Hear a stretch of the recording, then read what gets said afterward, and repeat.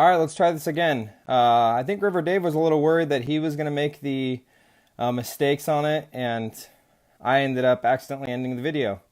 So let's try this again. Um, if you're watching, rejoin us on Facebook here. Um, that was my bad. I accidentally deleted the video. So let's now let's get River Dave in right now. I see Stacy. Let's see. Where's Dave? Dave, if you're in here, just like last night when we were practicing, leave a comment so I can kind of see that you are here, and then I can get you added in.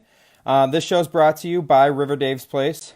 I appreciate River Dave's Place for coming on as a partner for the show, and I know this is going to be a tough show, a tough crowd, but I'm really excited. This one's been a long time coming. Like I kind of said, there he is.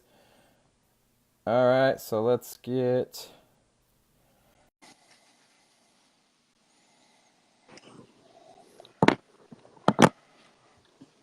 What's up, Hello. buddy? How are you doing? Good. Already got the beer comments. Someone said he's finishing his beer. No beers today. Couldn't figure out how to get on this thing.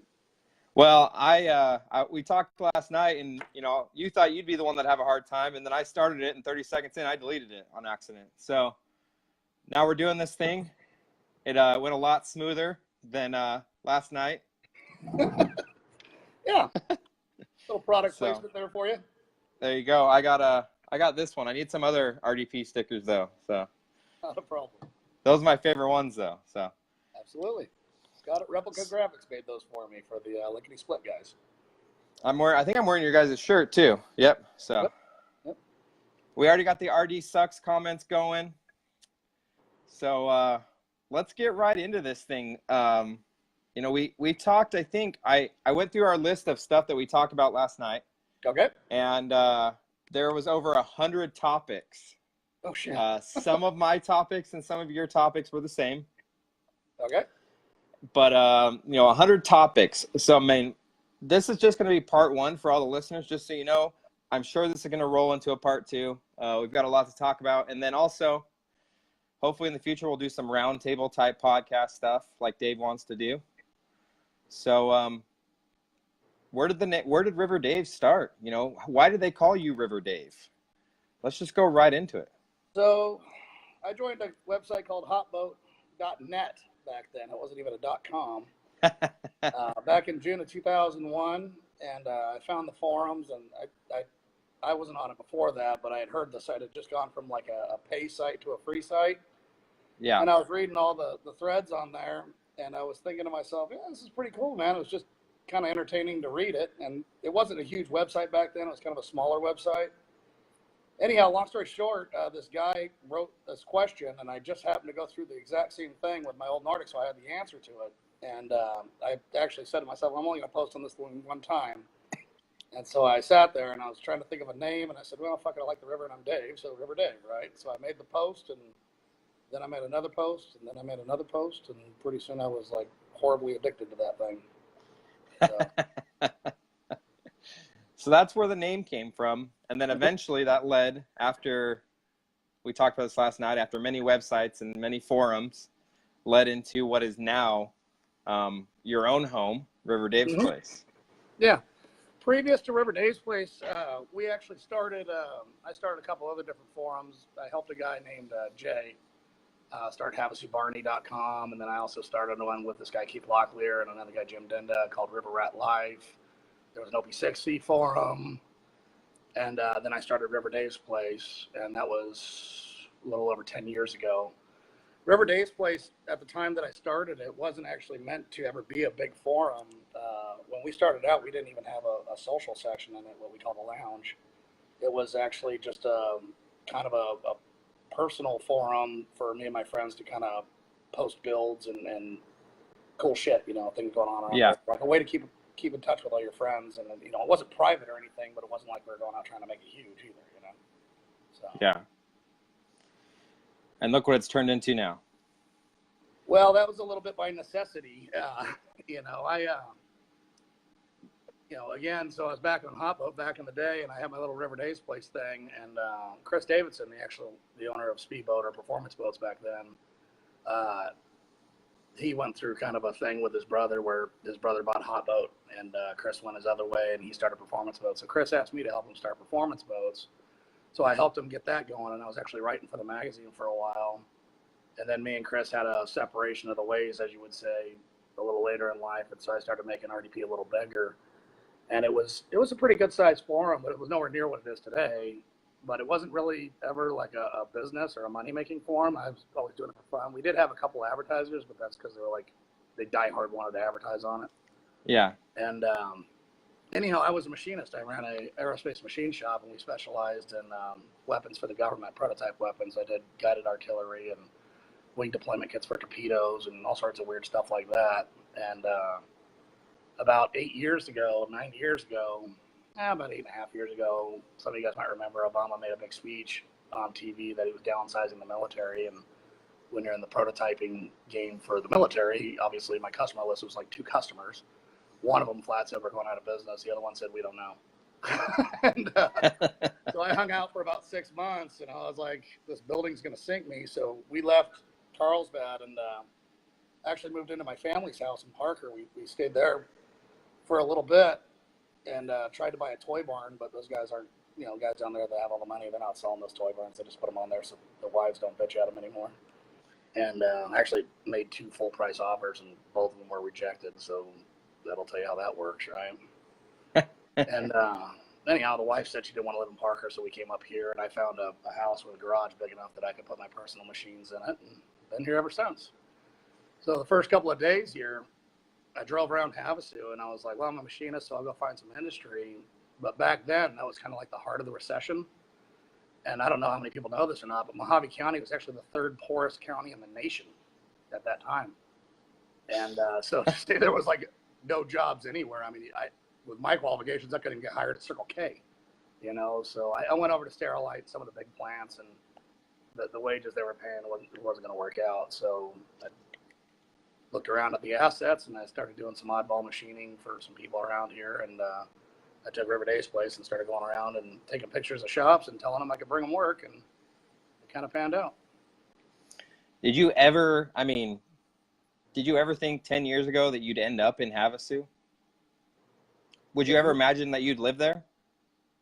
No, I was a Parker guy, and there's this weird thing, and as you come out here more and more and you get familiar with Parker and Havasu, there's kind of like a rift between, there's Parker guys and there's Havasu guys, and they flat ass don't mix. I mean, Parker guys getting them out of Parker, you can't dynamite them out of there. I mean, they all have their freaking bars that they go to. I can tell you where all my friends are on any given weekend, whether I'm there or not, you know what I mean? Yeah. And Havasu guys, they always go, Parker, like Parker's poor. And I look at them and I laugh. I'm like, there's 10 times the money in that little strip than there is up here. But, they really don't mix much. So me growing up, going to the river my whole life, being a Parker guy, when my wife said she wanted to move to Havasu, I was like, what? But I came up here and, after living here for 7+ years now, I can tell you, Havasu is a better place to live, but I still prefer Parker to vacation, But to answer your initial question there, if you would have told me that 30 days before I moved here, I would have said you're on some kind of drugs. I would have never imagined that I was going to come to the river and live out here and do all that. I was kind of a city boy that was a machinist, Yeah. Not a a computer is an expensive desk lamp to me, man. I'm so computer stupid. I can barely figure out how to get on this thing. The idea that I own a website and that's how I make my living, it's still bizarre to me every day, And I've asked people that kind of live in Havasu, and I feel like your answer is going to be different with this one. So when you live in a place like Havasu, where essentially, Havasu's population quadruples, tenfolds on a holiday weekend or on a busy weekend, what's it like? Every day can't be a vacation for you. I'm sure that you could make every day a vacation, but what's it like living in a vacation spot full time? You know what? We're going to be a little brutally honest here. For the first couple of years I lived out here, it was a vacation spot. You work during the day and you get hammered every night. And, for me, it's like more about the weather. I grew up in San Diego. It's cool. And when you're at the river and it's 100+ degrees out, it kind of feels natural to have a beer in your hand, and it takes a lot of discipline to live out here and not be an alcoholic. And when I say that, I mean, half this town, the locals, I mean, they're drinkers, man. You go into the liquor store at 5 o'clock and they're buying their 6-pack or their 12-pack, which is freaking ridiculous to me. I mean, why wouldn't you buy 30s if you're going to do it every single day, right? or get a cake or something. But that's what they do, you know. And so a lot of the locals, they have this kind of rule. They say we don't drink on school nights. You know, the guys that are trying to do better for their families and their lives, they say they don't drink on school nights. So the only 2 nights that they drink is Friday and Saturday, no Sunday through, you know, Thursday. And that's been a rule that I've never lived by, but a lot of my friends do. But you know, for living in in a vacation spot, there's upsides and downsides to it. You know, especially in my job, because it's not like I wake up at 8 a.m. and I say, oh, this is what I'm going to do today. You know, like I have some plan of, oh, I'm going to write an article from 10 to 12, or I'm going to do this from 12 to 2. I wake up and I look at what needs to be done and I do it. So there's days that I'll wake up and not feel like doing anything, and that sucks, you know, but it's reality. And then there's days that you literally get up at 10 and I go to bed at 5 a.m. the next day because I'm so far behind on something and you're trying to catch up, you know. You know, back to the vacation spot thing, you know, like a typical day where my kids are at school and they come out of school and it's 2 o'clock and I work until, like, let's say 4, you know, we'll go throw the house in the water for 3 hours and have an actual pretty good afternoon and come back. You know, you can't do that anywhere else. Yeah. You can't do that in California. And, you know, half the time I pick up my kids in my big side-by-side, you know, and if I want to go hit the dirt on the way home, we do it, you know. So yeah, there's upsides and downsides to it. The downside to living out here, if I had to say anything, unless you bring your own money with you or you figure out a way to start a business out here, there's no wages. And it's really, really easy to fall into, you know, the trap of alcohol. Well, let's go. Let's hit that question. You know, that was one of the last ones you sent me last night. You know, you've kind of gained a reputation for being a heavy drinker. You know, how has that impacted your business over the years? Positives, negatives, you know, and how, you know, are you a heavy drinker? You know? Well, you went to Topak with us. I wasn't drinking that night because I think I had my kids with me. But, you know, yeah, I mean, I guess I would say, yes, I am a heavy drinker. You know, if I drink one, I drink 100. I'll drink every damn beer in the house, you know. And if, you know, when I grew up going to Parker, and there's a lot of my friends, you know, same way, Adam from Wire for Sound and 100 other guys that are Parker guys, man. When we kind of came up going out there wasn't a lot of cops. And when you were drinking, you know, it's not like Havasu, where Havasu, you go out in the day and everybody comes home and barbecue and passes out at 7 o'clock.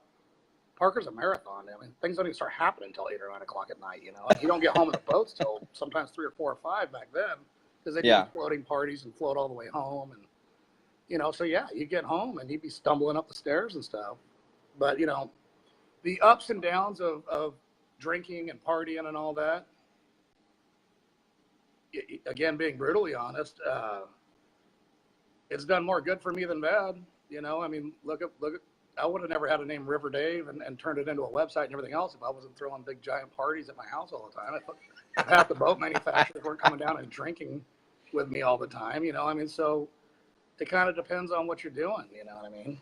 But, you know, the downsides, yeah, there's nights you want to take back, or you've done stupid things where you wake up in the morning and you're like, oh my God, did I really do that? You know, but you know, it's been okay by me. But, you know, I don't know if you read the thread on RDP. There's a thread that's actually how much do you drink? And on page 6 of that thread, a couple of days ago, I said, oh, it's open mic night in the club.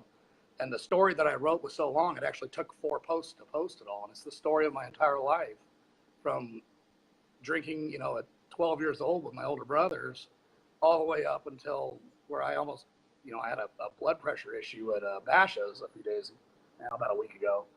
And, you know, I'm really not drinking anymore after that, because I have 3 kids and I want to live to see them grow older, you know. But, you know, it is what it is. You know, I took a kind of a party fun guy reputation, and I managed to leverage it into a business. And it's cost me some business. You know, I've done some dumb shit things over the years, you know, but it's gained me a lot of business too. I mean, I have one particular real estate client, and he comes into town, and if he comes into town, there's no question, like, it's 30-pack time, right? Like, it's get it out and we'll deal with it tomorrow. And that's what he Yeah. likes to do. And if I didn't go do that with him, then the odds are pretty high I wouldn't have him as a client, you know? And that's not, obviously there's other skills there that are playing into that, but the fact that we Yeah. see eye to eye and like to go have fun is part of the draw of why he wants to work with me. So. And I could kind of see that as well. Like, I could kind of see, you know, in your situation and where you're located, you know, the drinking works to a point. You know, it becomes a pain in the ass because, you know, like the locals that live here, when I first moved to Havasu, actually before I moved to Havasu, I got a PM on my website one time, and it basically said, "Hey, I'd like you to try my products."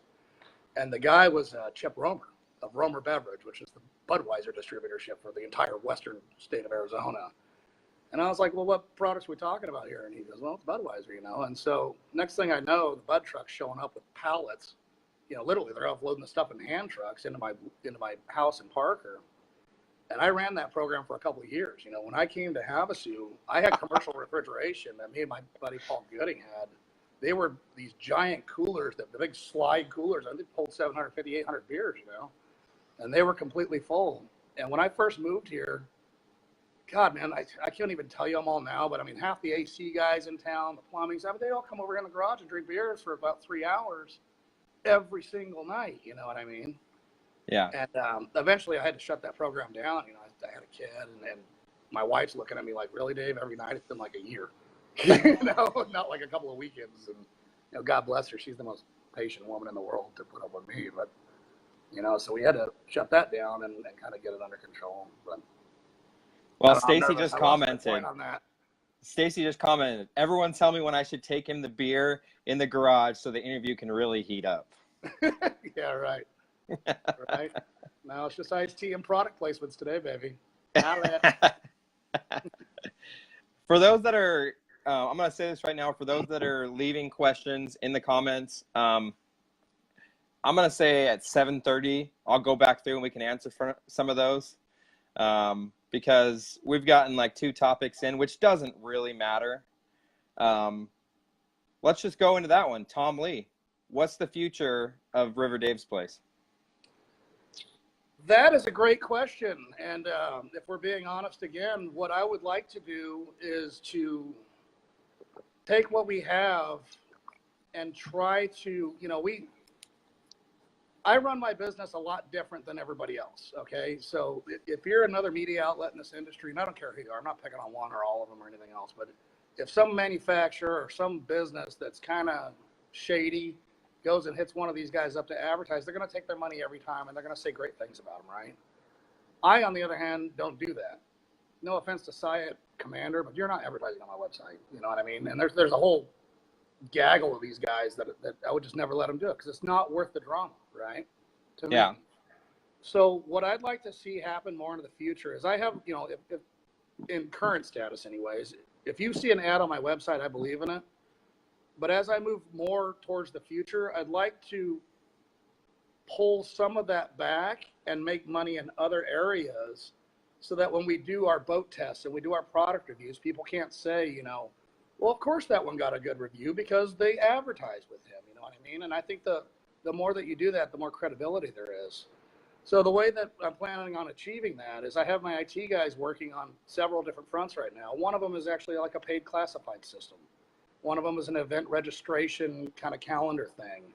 And, you know, obviously one of them is a huge referral program for real estate agents that are in California and other parts of the country that want access to the community of RDP.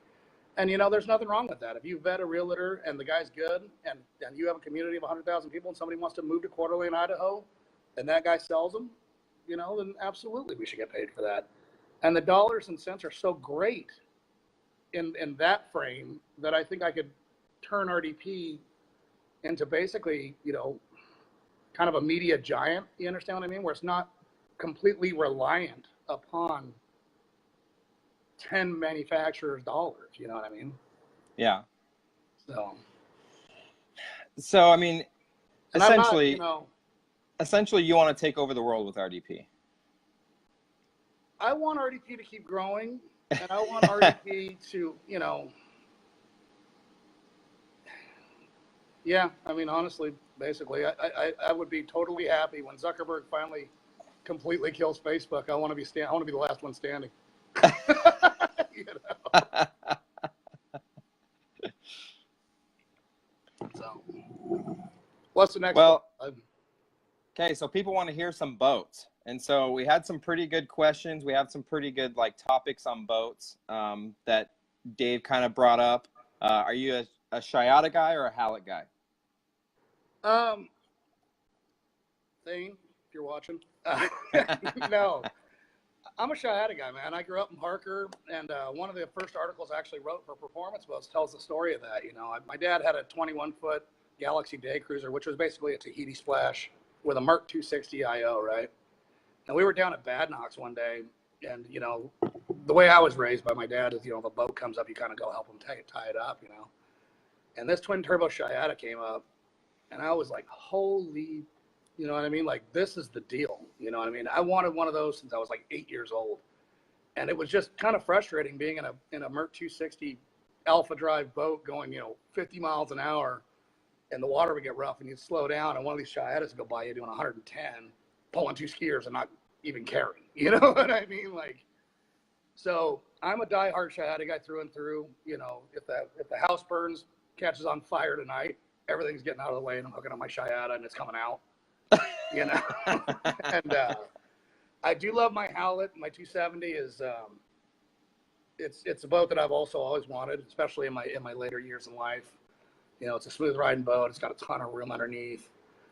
But you know, if you're telling me I'm gonna go drive a boat and I'm gonna have one boat that I'm gonna drive for the rest of my life, then, you know, and I get to pick it, it's gonna be something like Alexi's, you know, compound deal. Although I would do turbos, I wouldn't do the comp. I think all that shit's crazy, but that's the deal. Alexi's probably shitting right now. I like just big turbo motors and keep it simple, you know. But I like the big turbo Shiatas. Probably see myself in a 24. You know, if it was a one boat for the rest of the life situation, but nothing tops a V-Drive 21 Shiata in my opinion. Although I would say a 1350 Nordic 21 would be right there with it as well. That's about as bad as it gets. That'd be a bitchin' boat. Ski race boats are the deal, man. You know, everybody else, they're always trying to go for speed, but ski race boats, they got to go fast, and they got to lay down the water for the skier, and they got to be able to, you know, do it for a long period of time. You know, they're basically the modern day marathon boats of yesteryear, you know. So yeah. How many boats have you owned over the years, and are the boats that you own now, are they your favorites? So that's kind of a trick question. I don't want to answer it, you know, incorrectly. I've owned a whole lot of boats, but the vast majority of them were projects. You know, I've had 2 or 3 Spectra 20s that I never finished, or I bought the hulls for cheap and they sat in a buddy's yard or something. I've had, I mean, realistically, because I went through a little kind of flipping process there with the mini boats, I probably had 4 10-foot Shiatas and two 12-foot Shiatas. The 21 Shiata was actually in my dad's boat, and when he passed away, that, you know, I inherited that. And then the 27 Shiata is just, you know, me and Stacy bought it. I also had a pontoon boat. I bought a South Bay off Preston, which is what I traded him for the 27. I don't know, there's something else in there, but I can't, who knows. But yeah, so I think my favorites, the 2 boats in my garage are pretty much it. I mean, the only thing I would change, if I had a straight bottom 270, this would be my forever boat. It's not a straight bottom. I have enough stuff in the water that I'm not concerned about, you know, the ill handling characteristics, you know, that have been talked about over the years with twins. You know, we have twins in this one. Yeah.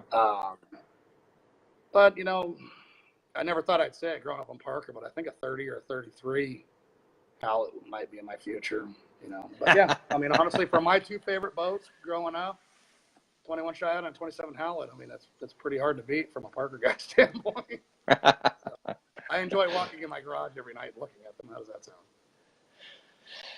I'm gonna throw this one in here. Who's your favorite board member? Favorite board member? We talking like favorite, like friend outside of the boards, or favorite poster? Favorite poster? I don't know. Flying Bowtie by a long shot. Every story that guy tells, every single thing that he has ever written on my website is absolutely mind-blowing.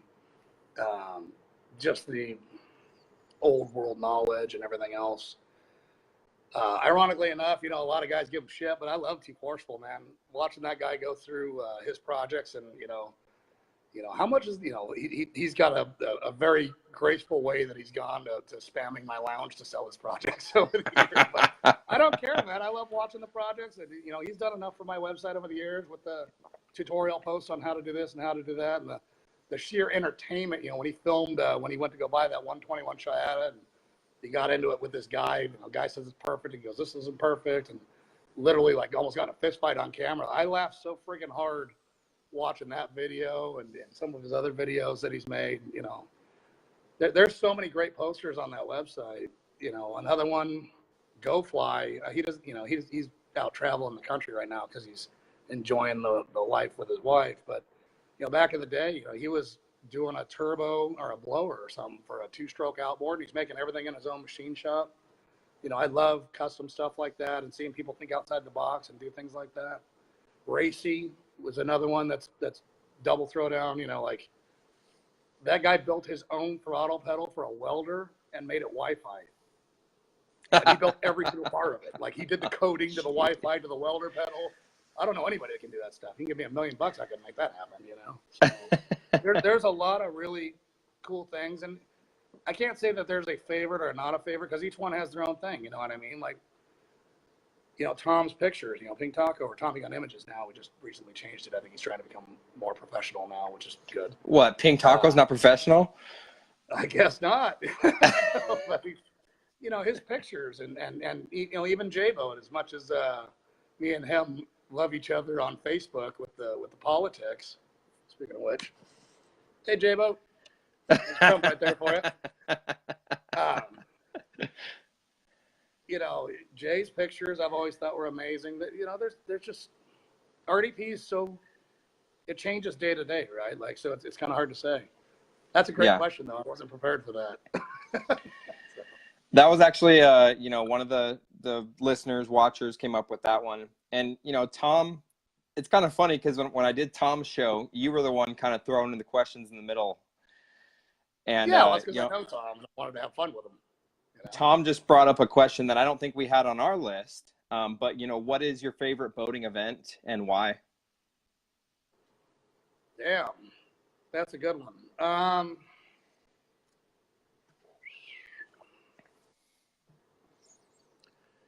So the coolest things I've ever done on a boat, okay? The coolest thing I've ever done on a boat, I have to thank AJ Roniak, and it would be the Key West World Finals. And we took his center console down the coast of Florida from Fort Myers all the way to Key West. And that, it's technically not, I mean, it's a boating event because it's a boat race, but it's not like a boating event like a regatta or something like that. That was the coolest thing I've ever done on a boat to date, bar none. I will absolutely do it again. As far as a traditional, what I think he's asking for, boating event, I love Desert Storm, man. It's here in my backyard. I get to see all of my members. You know, we throw the after party for the entire deal, you know what I mean? And it's as crazy as it is and as much work as it is and as much money as it costs us, it's my favorite event by far. I could see that. I mean, like you said, the fact that you guys live in Havasu and the fact that Desert Storm is right there, you know, I'm sure it still takes a lot of work and a lot of money to get there, but it's probably very rewarding seeing something like that happen in your guys' at your home, pretty much. Yeah, I mean, we don't technically put on the event, but if you ask anybody, I mean, honestly, anybody that really knows the event, the crown jewel of Desert Storm is the poker run and the RDP after party, right? The shootout has kind of been hit and miss forever. I mean, it's always gone off. There's a lot of misconceptions about that. Yeah. But other than Greg Olson putting up 192, I mean, we've never had, I don't know why, you know, but we've never had huge numbers at that shootout, which kind of sucks. I always hoped somebody would come out here and just, you know, put up numbers like they do at Lotto. And now that they went to that 3/4 track and all that shit, I don't think they're ever going to do it. But, you know, the shootout, that's always been kind of a bust for me, even though it's fun. And, you know, we rent the houseboat, so we're up there and we can see the whole thing.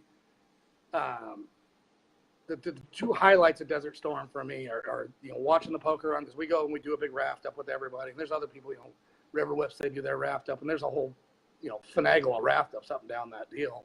Yeah. But, you know, go hang out with all your friends and drink beers and then, you know, watch the guys go by. For me, even though they've toned it down over the years, that whoever's first to card stop one is still a big deal to me, because that's kind of what I've always followed, you know?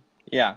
And, but, you know, that's kind of my favorite boating event would be Desert Storm. Lotto,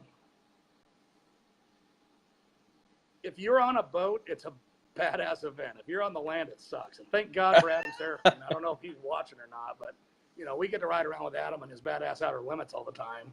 So we get to see the whole lake and go into those bars and go into that performance boat center. Oh my God, if you've never been there, that's a bucket list item for boaters. But still, I got to give the nod to Desert Storm just because it's here, like I said. And for me, getting to see all the RDP members and that party, and a lot of people don't know what that is. It's not big exposure for us. We're actually trying to keep it more catered to the RDP crowd. Yeah. It's our big thank you for our members for choosing us year in and year out, right? So yeah. Yeah, and this was actually the first year that I went to Desert Storm, and I just couldn't believe the community that comes together at Desert Storm, whether it's from the parade going through the channel or the poker run or the street party. I mean, the street party is freaking cool. Yeah, and the street party's where it's at. Yeah, it's so cool. I screwed up earlier. It wasn't the poker run; it's the street party and the RDP after party. Is the two highlights of Desert Storm. You're making me nervous, Jake. I don't get nervous. Why? Why? I don't know. Like I said, I always ask the questions. I don't ever answer them. For those that are watching right now, if Dave looks a little tired and I look a little tired, it's because our phone call didn't end until 4 o'clock this morning when my phone finally died. Yeah. So. But can you make out what's right behind me over there? Can you see what that is? You're on the boat. I knew I should have gotten closer. It's a Horizon sticker and a Wire for Sound sticker. Oh, okay. It's a product placement. When you're on RDP, you wear a lot of hats, right? You try to help out your buddies where you can. That's right. So. Who are, who's someone, and this wasn't another question we didn't talk about, but who is someone as far as like a advertiser or, maybe even a friend that's been with RDP from the beginning and always stuck by your side? That's a great question. And I'm not sure I know how to answer that. There's some product placement right there. Absolutely. Like I said, we have a lot of hats that we wear, and I'm sure you'll see a few more throughout the interview. But Nordic Boats, they have been with me for the beginning, but ever since Randy Davis took it over and Thane's been in there, Nordic has been a very big supporter of RDP. Honestly, one of the guys that I can't thank enough would be Bob Leach. Bob Leach has been a huge supporter of RDP throughout the years, and even when he went through BK, he never missed a payment to RDP. He paid personally, and a lot of people don't know that. And the relationship and the website was that important to him that he felt that he had to do that. And I offered several times. I was like, Bob, let me do something for you, and he was always like, you do enough. But Bob Leach has been a diehard supporter of RDP. I don't have my advertising list in front of me, but the biggest one, my biggest single boat manufacturer would be Davis Boat Manufacturing, which is obviously Outlet and Nordic. Right. DCB's been around forever. I mean, they've been on my website, God, for probably 7 years too. They're a smaller advertiser, but their products are so cool. We got to write them up, as big as everybody else, just because they're DCB, right? Like you can't not write them up. So, but that kind of brings up an interesting thing. I'm not sure if Tony or Jeff Johnson are watching, but I owe them a bit of an apology. I went out in their M33 with them and filmed it and everything, and I was going to do a really nice article on it. I'm really impressed with the boat, right? But we had some personal things happen. My wife, was doing a lot of work with the real estate stuff, and obviously me, I'm not going to turn down the money, right? So that kind of pushed it out a little bit. Then Desert Storm happened, and then unfortunately the lickety split thing happened, and then my wife's mom came out here and she ended up in the hospital, so I was playing dad duty again, and that article that I was going to do for him got pushed out like 2 months, and it got to the point where Tony got kind of pissed off about it. He's like, Dave, if you don't like the boat, you can tell us. And I'm like, dude, the boat's sick. But I'm a one-man guy, and as a one-man guy, if Tony gets sick and doesn't go to DCB for a week, they keep building boats, right? Well, if Dave gets sick or something happens in Dave's life, everything stops, right? And there's no more, article, there's no more this, there's no more that. And so that's one of the things I'm trying to do is staff up and get more people writing and more people doing things to keep that creative content going. You know, Tom's coming back to work for us writing again. Eric Briner's out in Northern California doing whatever the hell he's doing right now, covering a couple of events. And I'm trying to get that more flowing and trying to get that, you know, where other people can go do some of the stuff that I do. But, you know, I really feel bad about that M33 article because if you haven't been in the boat, I mean, it really is, you know, I'm going to save it for the article, but it's the only cat I've ever been in that, you know, gets on plane with virtually zero bow rise and at like 25, 30 miles an hour, it actually leans the inside. It's the only cat that you could actually like tow kids on a 2-bind and then turn around and go run 125 miles an hour. You know, it's a legit, like, multi-use boat. And generally cats are kind of, they haul ass and they go over mediocre chop pretty good, but they're pretty worthless for anything else, you know? Yeah. So the fact that it can do those things was going to be the highlight of my article on that boat. But, you know, sorry, Tony, if you're watching, I will get it done, you know, as soon as you guys tell me you want it now. But Well, and that kind of brings into my kind of the next topic is, you know, what boat has impressed you the most over the past year? There's been a lot of different stuff that's come out. You know, Nordic put the huge boat out for Desert Storm. Obviously, you just talked about the M33 with the DCB.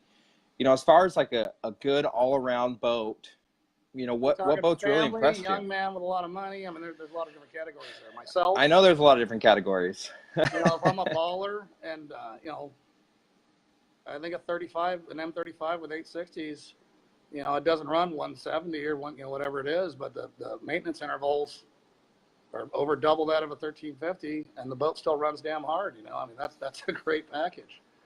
Yeah. You know, something a little more, you know, let's say you have a couple of kids or something. Of course, you don't want an M35. The boat's useless. You know, you're not going to tow a kid on a tube, or, you know, the kids they're not even you know, other than going really fast for a short amount of time, they're not comfortable to hang out in for a day. You know, so there's all kinds of categories. To hit a couple of them, best bang for the buck, Tahiti, bar none. You know, Todd will build you a full-on deck boat, and it's like 60 grand. And he used to rig for Eliminator, so it's actually nice. You know, Yeah. and I don't know how people could do that. Or, you know, I don't even know how he does it, but he does it all the time. All the 400 boats are crazy, man. The 27 Speedster with 400, 28 Speedster, you know, the 33, you know, M33. I haven't been in an MTI 34 yet, but some of my friends that's been in them, they say they're unreal. I did watch them running down in Key West, and watching that thing skip across some of those rollers, I was like, wow, you know, that's a pretty cool package. You know, running in, you know, Bullhead Bullies boat, that 28 SS Nordic, we ran from Havasu all the way to Davis Dam and back, and we left at like 9:45. We were back by noon. We went under like 80 once around a corner. You know, you know, it's pretty unreal what Merck's putting out. You know, you can run 100+ miles an hour for hours on end in these things. It's unreal. You know, so it kind of depends on the category. If you're asking me, like, which boat I would probably want to have, dude, I'm fat. You know, I want something with air conditioning, but you know, ultimately, I see myself either ending up in a center console with air conditioning in the front, or some kind of berth underneath the center console. You know, price no object. What boat would I have? I mean, a Huntress wouldn't be bad for a cigarette. Those things are pretty wicked. Yeah. You know, and this kind of goes along with that same question is, what do you fit? I think we asked Alexi this question as well. What do you, what's your feelings on, you know, all these new boats that are coming out with twin 400s or twin 300s, you know, with kind of the outboard craze that everything's performance boats are going towards? You know, I don't understand the logic of it, to be honest with you. I really don't. I mean, I get it. The outboard guys, for years and years and years and years and years, they've said, you know, you can get these things and you can put them on pen and run them all the way down the lake and this and that. Go ask any two-stroke outboard guy, and they're going to tell you that exact same sentence. And I'm going to tell you, every single person I know that ran twin two-strokes, they had lower unit failures. They got this failure. I mean, they break more often than anything I've ever seen. Yeah, you know, wide open to wide open, a car boat motor versus an outboard two-stroke, the motor's going to outlive it. But generally, the counter rotating lower on the old two-stroke ones, I mean, they're not as reliable as people make them sound. So I guess I don't quite understand how taking an engine, supercharging it, making it put out an incredible amount of power, and then sticking it on its side could somehow be more reliable than a standard engine, you know, but it is. And that, you know, and you know, Mercury figured it out, and obviously so did, you know, Yamaha and everybody else, right? But to me, I think if they just built, you know, probably bigger displacement engines and didn't try to pull every single ounce of power out of them, I think they'd be more reliable than the outboards. I mean, look at a Merc 260. You can run those things for like 10,000 hours and not have a problem, you know, and you can, I mean, literally just put the throttle down and let the thing go out towards Hawaii, and it'll probably get there, you know, if it had enough fuel to get there. I mean, so I think a lot of the reason why the IO boats are probably not considered as reliable as the outboards is because they're trying to pull so much power out of an IO boat, you know, and they don't like the high RPMs like that. But you can cam them, and just like an outboard, it's the same thing. So I don't know. Like I said, I'm not an engine builder, man, but to me it doesn't make sense. I don't understand why an IO boat would be less reliable than an outboard boat, but people claim they are. But that being said, I got a 98 Hallett behind me with probably 780 hours on it that would disagree, because I don't know how many high performance outboards have 780 hours on them without rebuilds, you know. I gotta give Paul Gooding some love, because Paul's been sitting here leaving questions for you, and I haven't. Paul, they're cruising by so fast. We're having another hat change really quick. Oh wow, yeah, there we go, maxed out. I got to give Paul some love, though. Paul asked, you know, tell us about Navigator Hill. Navigator Hill? Let's throw that one in there. Navigator Hill, years ago, I had my buddy Brad. I used to work for Brad Bolger, and years ago, there's this guy at a car lot. And it was kind of an exotic car lot, and we would pay him $500 a month, and we could drive basically whatever we wanted off the car lot, right? Not the Ferraris and stuff, but you know, the normal stuff. And my first Navigator was a 2000 Navigator, and it was one that I took off his car lot to go drive, and I took it out of the river, and obviously we were drinking. And one of my buddies was like, you know, I bet you won't make it up the hill. And I was like, I'll bet you it will. And the hill's pretty gnarly, to be honest with you. And I ended up off-roading that truck all over Parker all weekend. And on the last day on Saturday night, I off-roaded up Navigator Hill. I ended up blowing the floorboards off it, so I ended up having to buy the truck. But that's Navigator Hill. Navigator Hill is, for those wondering, it's the big giant hill right across the street from the Keys down Parker. So, okay. And you can tell Paul, my 2006 Navigator actually out-climbed his Raptor out in the sand. He remembers that. I had to throw one of those in from Paul, because Paul and Tom and you know, everyone, we appreciate the questions. I don't think with the rate they're coming in. Alexi told me he's planning on sending some curveballs later. He was texting me right before I logged on. Alexi's on. He keeps on talking about vodka. I think he's drinking vodka. I don't know. He probably is. I think he's on vacation right now. He's in Hawaii right now, yeah. And he is drinking vodka. What's the story between RD Sucks? So years ago, on Hotboat, again, this was actually Hotboat, turned into hotboat.com, not the one that is now, but previous to this. There was a guy that asked some kind of tech question, and it had something to do with an outdrive. I don't remember what it was, but it was another situation where I had just gone through it with my Nordic. And anyhow, so the guy asked a question, and I gave him an answer, and some other, I don't know, backyard mechanic or something was like, that guy's full of shit, he's stupid, you know, blah, blah, don't listen to him. And I was like, well, actually, I'm right. And then things got kind of personal, and I'm kind of an asshole, as it turns out, even though I'm a super nice guy, now that I run RDT. So I went, and I think I had somebody from Mercury Racing write me an email. I had like Lee from Chiata write me an email, Mike from Prime Marine write me, like all the kings of the industry. I had them all write me an email, and I just cut and pasted all their emails into the thread that said the exact same thing I did, and I put their titles, you know. And so this guy, it just demolished him. I mean, it flattened him, right? This Mr. Expert guy, you know, literally every single like king of the industry was like, no. And anyhow, JBB, Jeff O'Brien, he put on there after that, he put RD Sucks, right? And every now and again, whenever I'd make some post or you know, back on Hotboat, I was fairly controversial. Every time I get an argument with somebody, you'd say RD Sucks. And later on in life, some haters tried to like run with that. And then JVB started making stickers, and so we started giving out the stickers, because why not, right? So, but it's just kind of a trademark, and it's stuck. I mean, shit, I got it on my toolbox, and it's everywhere. I laugh when I see it. I like it just as much as the riverdaysplace.com stickers, because people will ask, what does Artie Sucks mean? And then instead of just seeing a domain name that the guy actually has to explain, he's like, well, it's this website, it's River Days Place, you know what I mean? So I think it actually gets more of an impact.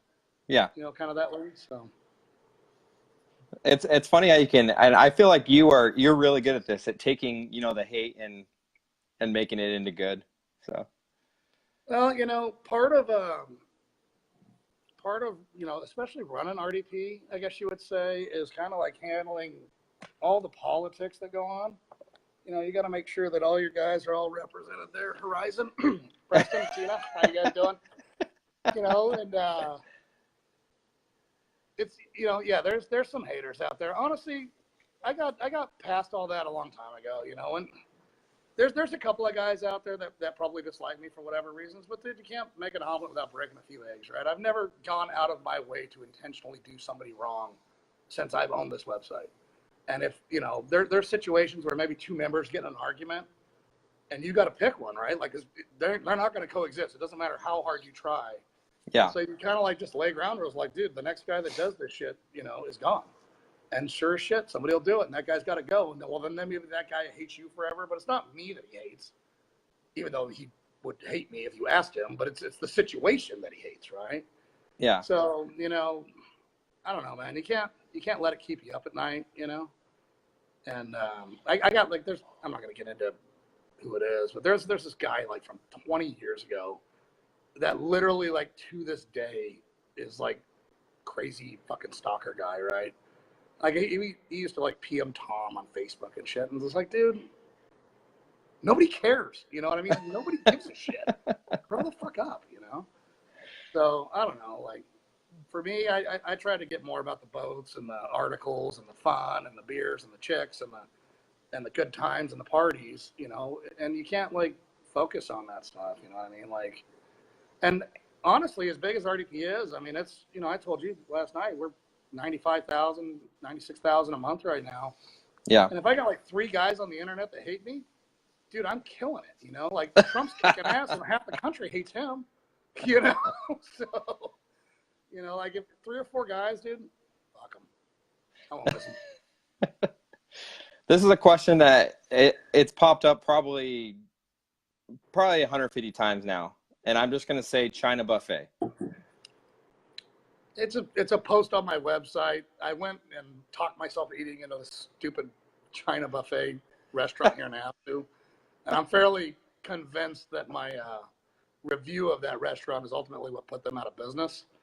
But if you go on the website and you just search China buffet, there's a long story, and it's very in detail. I'm surprised that's what they'd want to ask. Here you go, guys. I can't see the questions. You can ask any question you want, and I'll answer it honestly. Okay, I just thought of something too. Favorite boats? Huh? I just thought of something too. For those that are leaving all the comments and all the questions, for part 2 of River Dave's show, I'm going to go back through and I'm going to pull out all these questions, and that's going to be all part 2. We're getting another hat change in there. I know you want to do it. Yeah, this one's a small medium. Preston didn't have a Horizon, a large one when I went by there today. So, I figured he'd get some love. He sold me my Howlet, right? I want to talk about East Coast and West Coast boating. Sure. What are the biggest differences? Okay. You can do like a versus kind of thing. Why is the West Coast better? Why is the East Coast better? You've experienced both. You just talked about like one of the funnest times you've been on a boat was in Florida. Mm-hmm. So I want to talk about that. So East Coast boats and West Coast boats, right? West Coast boats generally, historically, have always had more flair, more bling to them than East Coast boats. West Coast boats are gelled, East Coast boats are painted. I mean, these are all kind of the common basic things that most people would know. West Coast boats traditionally had a lot of billet parts in them. East Coast boats were kind of, just different stuff. They'd always have like more stainless tubing and, shit like that, right? East Coast boats, though, I mean, some of these guys, I mean, they've changed it up. You know, if you ask me what's one of the best rigged boats out there right now, I mean, it's really tough to compete with Cigarette, you know, and some of those guys, right? Generally, as far as cats go, East Coast boats are true tunnels. West Coast boats are center pod boats. East Coast boats are going to be way better in rough water. Again, these are all generalities, but smooth water, flat water, they're going to porpoise. You know, West Coast boats, they'll have a small window, but they'll get through it. Some of these East Coast boats, man, they look like a friggin' flipper when they come out here. They're, you know. But I've seen I've seen a couple of them. Like, dude, that's embarrassing. You know, like I wouldn't even run it. You know. Yeah. But on the same token, you take that boat and you go out in 3-4 footers, and that guy's doing 100, and you couldn't do that in most West Coast boats. You know what I mean? Well, yeah. Any of them for that matter. But well, cats being the thing there. But as far as East Coast boats, you know, the one thing that I will say that I firmly believe it's coming. Like in my heart, I believe it. Because now that I've gone to Lotto, and now that I've gone to Key West, and I've gone around the country and the Texas Outlaw Challenge and to these other things, the center console, when you go to Florida, that is like our deck boat, like our magic deck boat. Everybody's got a center console, right? They are literally the Suburban of boats, dude. You can go out in rough water. You can take all your friends with you. You can hose them out at the end of the day. They all got monster freaking stereos. You know, they're just an extremely, extremely functional package. And, you know, on the West Coast, hey, buddy, oh, there's my son. There we go. Hey, Kicker Dan, I don't know if you're watching, but he's got his kicker hat on. Anyhow, go inside, buddy. After going out there and experiencing the center consoles and the capabilities of what they have and what they actually are and how they're used, I don't see how they cannot be successful on the West Coast. You know, the deck boats are cool, but, and I don't know how often you come to Havasu, but anybody that's out here that's grown up going to Parker and grown up going to Havasu, the water gets rougher every single year. Every single year it gets bigger and bigger and bigger. In the short amount of time that I've lived here, I used to go out in my 21, and 21 Chiatos will run through huge water. Don't get me wrong. I mean, they ski race them in the ocean. But the water on Havasu on a holiday weekend, and in Parker especially with these freaking wakeboard boats, it is so flipping big. It's almost indescribable. Like, what the hell made that? You know, like, where does this come from? And I don't see deck boats. I mean, I've been out in all my buddies' deck boats, and I'm not going to mention brands and manufacturers, but dude, sooner or later they're going to come up short. You know, they're gonna shovel one, and if you shovel it and it goes down, God help you, man. Everybody's going out the front. You know. So, and there was actually, you know, there was a guy that got seriously hurt by that up in Needles a little while back. He was crossing a ginormous wakeboard wake, and he was the first week with a boat, he didn't know how to drive it, but you know, he went up and boom, and he shoveled that thing. And I see, like I said, I see the water getting rougher and rougher and rougher. And when you get into true big water, I don't care what any of those guys say on the forums. A V-bottom will always rule ass on a cat in big water. And medium lake chop, yeah, the cats ride smoother because they can skim across them and you can quarter them and do things like that. But when the water gets nasty, if it's 4 or 5 foot, I'll take that Howlet over 30-foot cats, you know, or 32-foot cats, and I'll run out there no problem, you know. So when you went right into my next question. My next question was cats or V's. So, you know, it kind of depends on the application. For me, I'm going to take a V all day long, and it's not just because I grew up in V's. It's because I'm just a V guy. You know, I've just always liked them. You know. That said, you know, if my goal is to go out and go rip around and have fun, it would obviously be a cat. But the V's are so much more functional. I mean, there's more storage in them. They can run in bigger water. They can run at multiple speeds, which is something that cats don't really do well, right? Cats generally perform like shit until they get into their window of performance, and then they run good. You know, they're either porpoising or they're turning like shit, which actually, if you take the Trace Martin class, they will teach you how to make that lead to the inside, even if it's out of its performance window. They can teach you to lean them up to the inside going slow. Keep that in mind, cat owners. But for me, a V, it's a more practical boat. It's got a lot more functionality to it. And you can go as slow as you want or as fast as you want, and the boat's just a boat, you know. So I like V's, personally. How do you feel about wakeboard boats? You know what? I know the expected response here is going to be like, hey, the wakeboard boats, but realistically, I think they're great. I think they're great family boats, man. I think they're great Yeah. party platforms too. I mean, my buddies had them down in Parker. We take them to the bars. Bill Keene has, his family has one, and we spend some time on that, and some other friends. I actually kind of borrowed one for a couple of years, and we ran it for a year or two, and it was great. I don't think the problem is so much the boats. I think the problem is the owners. The owners are they're not considerate, man, and it's not just a sign of wakeboard people. It's kind of a sign of America. These guys, they'll go and the freaking ballasts are automatic too, which is what pisses me off, right? Like, it's not like they're loading hundreds of pounds into the freaking boat, You push the freaking button and it drains, right? And you push the button and it fills up. This is not complicated, but these guys that fill this fucking ballast up, and they'll drive these things literally like, and they're not even towing anybody, right? And so they're creating this. It's not even just the initial wakes, right, that come off that are surfable, literally surfable, right? Which everybody knows, but I'm like, some of these things 4.5, 5 feet tall, right? Yeah. It's not just that wake that they're creating. Behind the boat, there's a series of rollers from the displacement of the boat, and those rollers, one boat will screw up half of Parker Strip for an hour just by one pass, because those rollers don't go away, man. They just keep going downriver, And I get it, I get it. If you're like some pro grade surfer that needs a 4-foot wave and whatever, I get it. But if your kid's learning how to wakeboard and he's 5 years old, you don't need to stack out a 4-foot wave, man. You really don't. The kid sucks. He's just trying to stand up.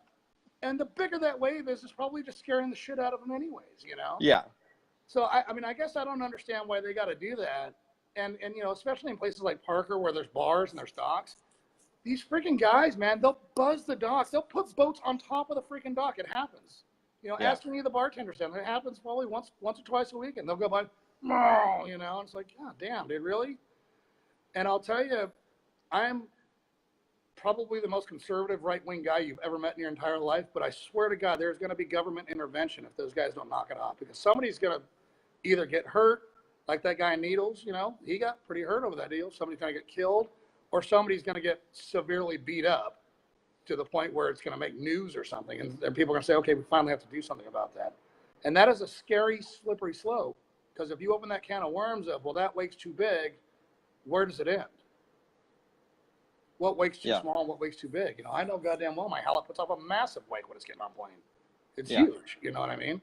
Once it's on plane, it's not that big, but, I don't want some legislator telling me that it's, that this boat puts off too big of a wake and I can't drive it. I just don't understand why they can't be responsible citizens and try to, understand that they don't own the river, right? I don't own the river. You don't own the river. They don't own it either, right? Like, why not be considerate to other people? So that would be kind of my thing. My take on wakeboards is, they're beautiful boats. They're very well put together. They're beautiful boats, most of them. They're shit boxes, dude. Are you high? I've seen some really nice wakeboards. Oh, yeah. They decorate the hell out of with tens of $1,000s of billet. Yeah. But those things are chopper gun boats, dude, man. The heavier they are, the better. They're not like nice hand layup boats. They're chopper gun shit boxes. I will say they put some pretty impressive electronics in them and stuff nowadays to control all the features and this, that, and the other. But as far as a hull is concerned, no, they're junk, dude. They've been the same hull for 20 years. Some of them changed. Malibu and some of those guys are actually putting some pretty serious engineering behind those things to try to maximize, wake peaks. I don't know. Let's talk about something else. I hate wakeboard boats. Although I probably will have one, RDB, so don't please crucify me. I got 3 kids, but they're going to want to get into tow sports sooner or later, So. Stacy just asked, does Dave want government wake regulations? I think we just covered that with an answer or no. I don't want government anything. I want government to go stay out of my life and preferably tax me less. So. Well, we're at an hour, and are we really? Yeah, we're right at an hour right now. So I was thinking let's go through like 2 more, and then let's decide on air when we're gonna do the next one. Ask the guys if they want to keep going or not going. I don't care. You tell me whatever you want to do, man. It's your world. I'm just living in it. I'm not sure if my phone's. Do you know what? I can plug my phone in though. I have phone dying issues. If you haven't realized that. Yeah, I got that. My phone never got charged last night. So Plug it in. I'm sure you're sitting at your desk. yeah. This show will end automatically at an hour and a half too. So we got to end it before an hour and a half. Facebook taps at an hour and a half. So I don't know anybody that want to look at my ugly mug for an hour and a half, anyways. I don't know, man. You still got 100. The last two. What's their hardest questions or your hardest questions? How let's see. I saw another one. Oh, this is one I want to get into. What makes a custom boat, and who truly builds a custom boat anymore? Ooh, that is a great question. And nobody's gonna like the answer, dude. I mean, they're really not. I don't think a lot of people build custom boats anymore, and there's a difference between custom and nice. I'm going to define that right now, okay? Some of the most regarded manufacturers on the West Coast build exotic, crazy, nice shit. But is it custom? Like, was it built for that customer? Was it literally? The answer is no. You know what I mean? Like, and I'm not going to use DCB here as the scapegoat, but realistically, I mean, you can go down to DCB and you get an option chart and you just check what options you want, and then you tell them what gel coat you want. Yeah. And that's not, to me, a true custom boat, right? When you go down to Chiata and you say, okay, I want a 24-foot Chiata, they say, okay, what are you going to use it for? Well, I'm going to use it for skiing on Arrowhead. Okay, well, then it's going to be a straight V all the way back. Oh, we're going to be up in the Delta. Well, that's smoother water. They'll put a Delta pad in it for you. Story of my life. We're back. All those viewers on the other one now have to transfer over to this one? I'll add them both together. If you guys are on the other one, I'm leaving a comment on the other one right now to try to link it to this one. But we can obviously my bad. Yeah, no big deal, man. We're easy like Sunday morning. So to continue what I was saying there, because actually I got a couple of hate texts just since it turned off. Ferraris are not generally custom, and neither are Bugattis. Did you just have a Coors Light? I had to go get one. SOB. You're killing me. Bugattis aren't custom either, man. They're exotics, right? And that's kind of what I was saying. If you want to see a custom, like a true custom build, Andy Wheeler's build, the one I put up from Concept Marine, that orange Chiata, every single part on that boat is built for that boat, from the titanium calf plates and, the hardware. That's a one-off deal, man. That's for that guy because that's what he wanted. If you want to talk about it, honestly, my opinion, and take it for what it's worth, it's a grain of salt. But if you want to know if you want to see the coolest stuff that's ever been done in the marine industry, just go on down over to Prime Marine. We got a new hat, buddy. So, Prime Marine, Mike Ramirez, Mike King, those guys can take any hull and they can take any boat and they will literally make it custom for that customer. And when you roll out of that place, I mean, my dream deal would be to have Mike Ramirez build me a boat. Actually, if I can talk my wife into it, I'd like to put an LS into my 21 Chiata, and I'd like to have Prime Marine do it and put some spin on it. But that might take some more negotiating. So, but yeah, as far as I think I was getting into why I believe Nordic is a custom manufacturer. Randy Davis was very smart when he went and picked up Thane. Thane is a tooler by trade, and he's not scared to say, okay, you want this changed, we'll do it. I remember their deck boats. Somebody goes, I want twin outboards on that, and you go to any manufacturer that builds deck boats with integrated swim steps, they're going to be like, no, we're not doing that. And Thane's answer is, yeah, sure, no problem. And they cut them out, fill them in, and then they tool off that boat, and they got an insert for their mold. And now they got a twin outboard boat. Same thing with that 28 SS. I mean, you want to talk about a pain in the ass to make that an outboard boat? And first guy go down there and they say, yeah, I want an outboard boat. Thane says, no problem. And they build it. And that's what's cool about Nordic. I mean, they're doing that 275 right now. And I went down and checked it out today, actually, and a couple other places today. We got some big announcements coming out tomorrow. But, they're a custom manufacturer. They're not scared to throw tooling. They're not scared to throw different rigging in boats if you ask them to. And that place is like a sewing machine. It just runs. I mean, they do everything, and it's badass, There's a couple of them out there, much to things digress, that they tried something and it didn't work as great as they thought it would. And I'm not going to get into which ones those are, but, not every single boat is a freaking hit a home run and run around the bases twice boat, you know what I mean? But if you're not trying new stuff, then what are you doing, Yeah. So. Well, what separates, this is gonna be kind of an ending question, but what separates you from other people in the business? In business or in the marine business? In the marine business. If we're speaking about media outlets primarily, which would be my competitors, I've been an enthusiast first, and I started this all for fun. I was posting on Hot Boat for fun, and I started River Days Place for fun, and it turned into a business out of necessity. And there's been some trials and tribulations there, like a lot of the guys that I dealt with in the industry on the fun side when I was riding, have a hard time grasping the fact that this is a business and this is how I pay for my, family. This is what supports my kids. Yeah. But I would say,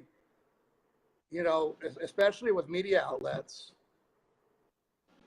a lot of things, we tell the truth, if when we did our boat tests, they were legit, it was the most legit, accurate boat tests out there. It wasn't the same old, oh, the gauges are laid out nicely. Oh, the boat ran some speed that no way in fucking hell it's ever going to run.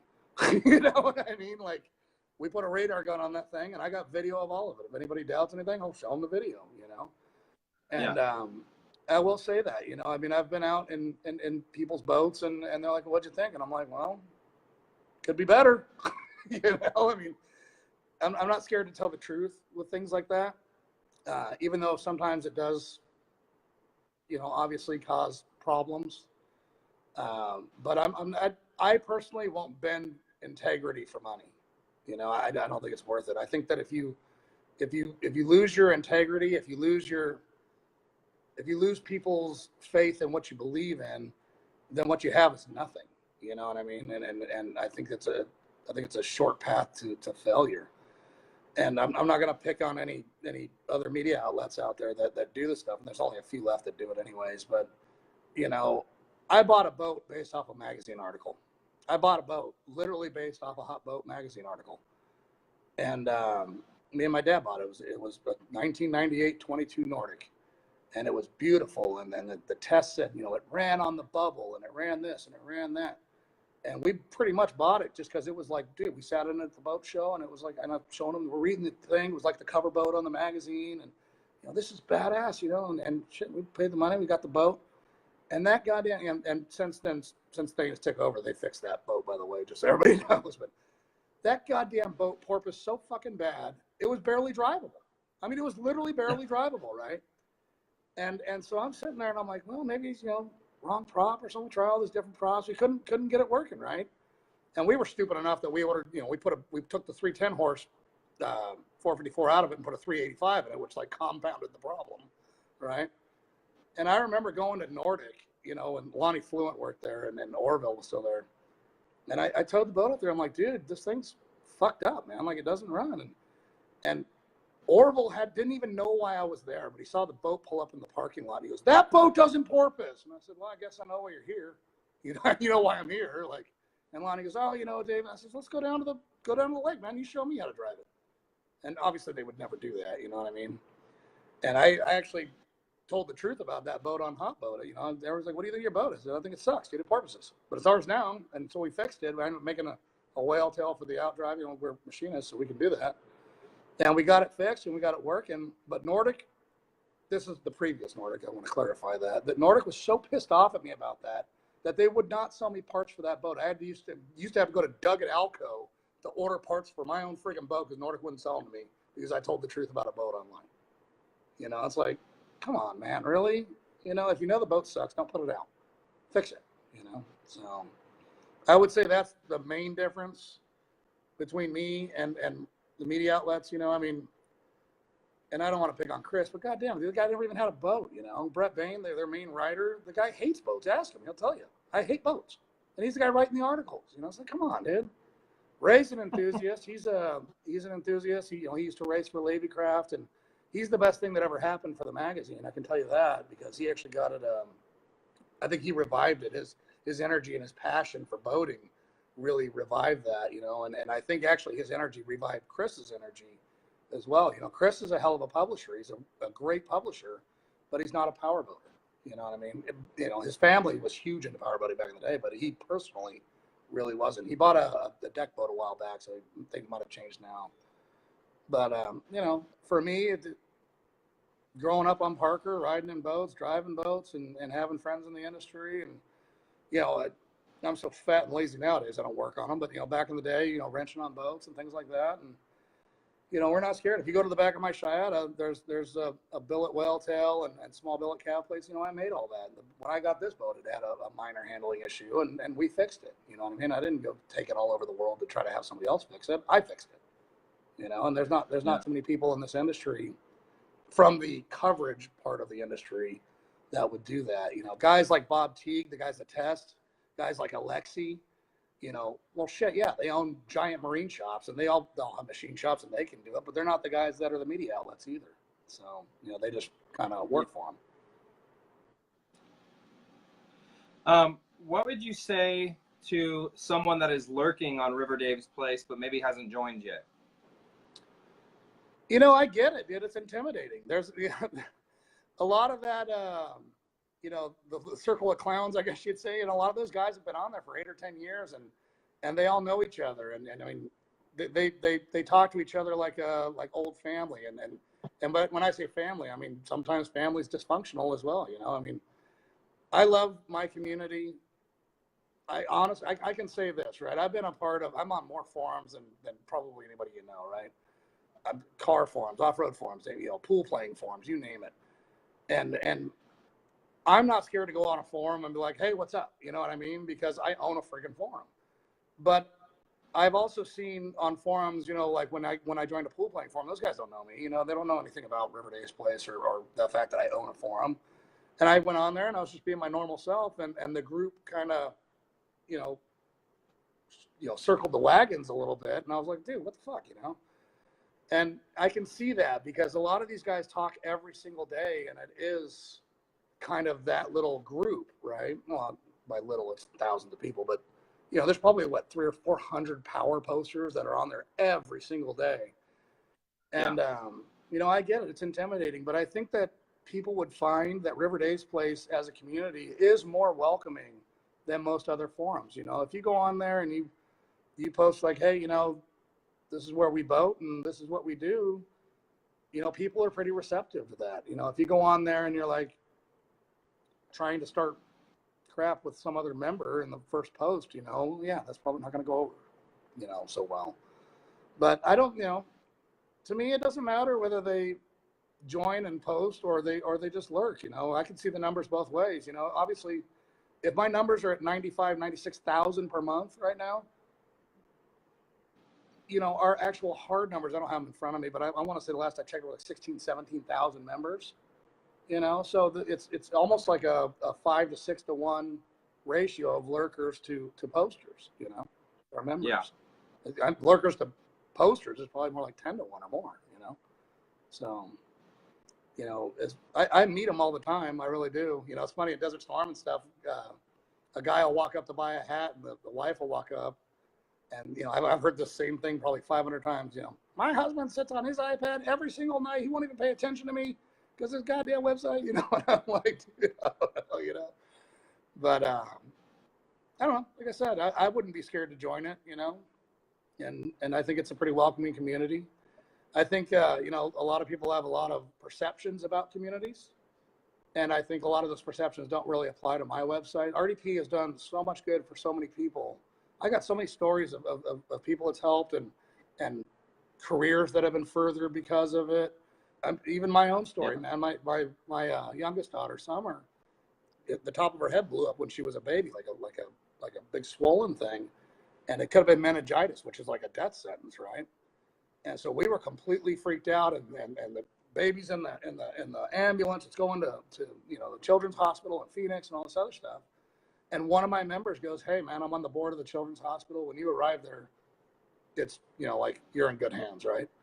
And I showed up there, and we showed up there. I mean, the response that we received, just because we're RDP members, at that hospital it really like was one of the first times, because I don't usually use it for things like that, you know what I mean? But it was one of the first times that I saw the power of RDP and the good it can do, you know what I mean?